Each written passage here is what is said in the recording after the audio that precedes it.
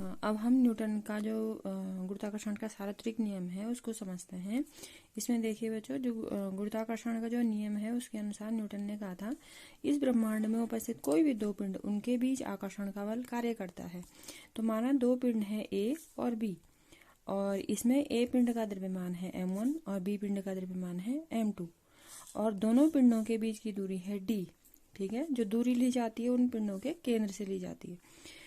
तो न्यूटन के नियम के अनुसार न्यूटन ने कहा कि दोनों पिंडों के बीच लगने वाला बल दोनों पिंडों के द्रव्यमान के गुणनफल के समानुपाती होता है। m1 इंटू m2 इसके समानुपाती होता है। f समानुपाती f proportional to m1 into m2। दूसरा उन्होंने कहा कि f दोनों के बीच की दूरी के वर्ग के व्युत्क्रमानुपाती होता है, यानी दूरी के वर्ग के व्युत्क्रमानुपाती को, व्युत्क्रमानुपात को बच्चों इस तरह से लिखा जाता है d स्क्वायर और इसके समानुपाती।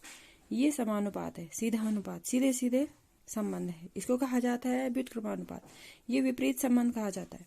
इसमें यदि m1 और m2 बढ़ते हैं तो f बढ़ता है, और इसमें यदि d बढ़ता है तो f घटता है, और d घटता है तो f बढ़ता है। तो इसको बच्चों विपरीत संबंध कहा जाता है। तो f दोनों द्रव्यमानों के गुणनफल के समानुपाती और दोनों के बीच की दूरी के वर्ग के व्युत्क्रमानुपाती होता है। अब न्यूटन ने इन दोनों को जब एक साथ किया और समीकरण बनाया उन्होंने, तो ये समीकरण का रूप हो जाता है f समानुपाती m1 into m2 upon d का स्क्वायर। एक जो यहाँ ऊपर गुणा में जाता है तो उसका मान उतना ही हो जाता है। अब यहाँ पर जब समानुपाती का चिन्ह हटाया जाता है तो यहाँ पर एक नियतांक लगाया जाता है, और गुरुत्वाकर्षण के सार्वत्रिक सिद्धांत में बच्चों जो नियतांक प्रयोग किया जाता है वो होता है आपका g, capital G, m1 m2 upon d का स्क्वायर। ये g नियतांक है और इसे गुरुत्वाकर्षण का सार्वत्रिक नियतांक कहा जाता है, और g का मान होता है g बराबर 6.673 न्यूटन मीटर का स्क्वायर पर kg का स्क्वायर। ये g का मान होता है। और g का मान बच्चों ब्रह्मांड के प्रत्येक स्थान पर g का मान नहीं बदलता है, वो ये इसका मान समान रहता है। किसी भी बिंदु पर आप चले जाइए, किसी भी स्थान पर आप चले जाइए, वो हमेशा यही रहता है। जबकि हमने गुरुत्वीय त्वरण के संबंध में, जिसको हम किससे दिखाते हैं, स्मॉल जी से, तो स्मॉल जी गुरुत्वीय त्वरण था, ये आपका बदलता रहता है, पृथ्वी पर ही बदलता रहता है। तो अगर आप पृथ्वी से ऊपर या पृथ्वी के नीचे जाएंगे तो जी का मान बदलता है। तो ये बच्चों गुरुत्वाकर्षण के सार्वत्रिक नियम का समीकरण रूप है, f बराबर g m1 m2 upon d square. और इस पर आपके जो है छोटे आंकिक प्रश्न आते हैं, और यहाँ पर ये दोनों चीजें आपको ध्यान देनी है। अब इसके बाद बच्चों जो गति का द्वितीय नियम था, गति के द्वितीय नियम के अनुसार हमने पढ़ा था किसी वस्तु पर लगने वाला बल F बराबर होता है m इंटू ए। किसी वस्तु के द्वारा जो बल लगाया जाता है वो m इंटू ए है।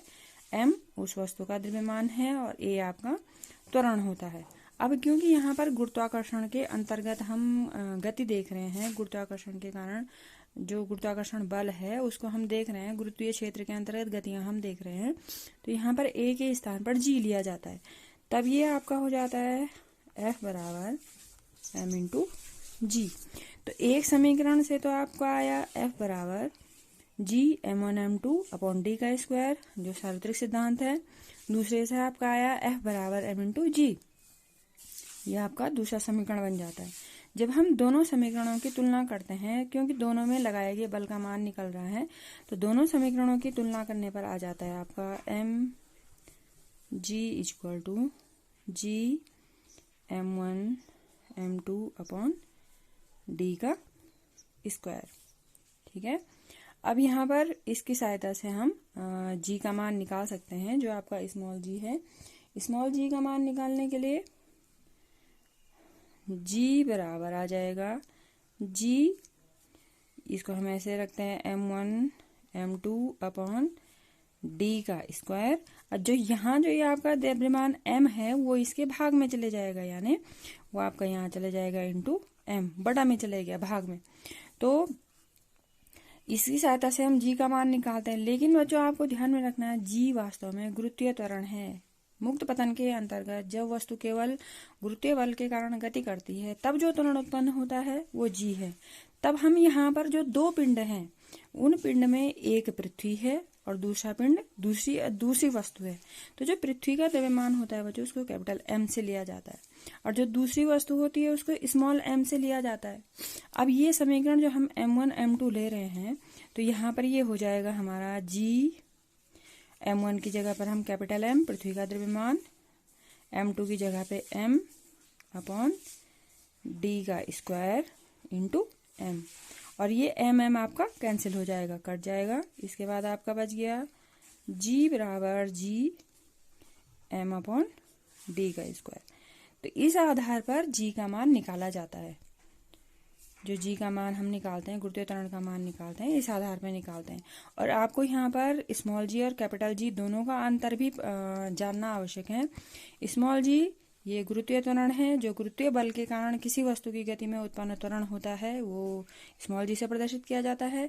ये कैपिटल G है जिसको गुरुत्वाकर्षण का सार्वत्रिक नियतांक कहा जाता है। G का मान पृथ्वी पर सामान्यतः 9.8 मीटर प्रति सेकंड का स्क्वायर है, जबकि जो कैपिटल G है उसका मान 6.673 न्यूटन मीटर के स्क्वायर पर kg का स्क्वायर है। G का मान ब्रह्मांड में प्रत्येक बिंदु पर बदलता रहता है, जबकि कैपिटल जो G है जो गुरुत्वाकर्षण का सार्वत्रिक स्थिरांक है उसका मान ब्रह्मांड पर कहीं भी नहीं बदलता है, वह प्रत्येक स्थान पर समान रहता है।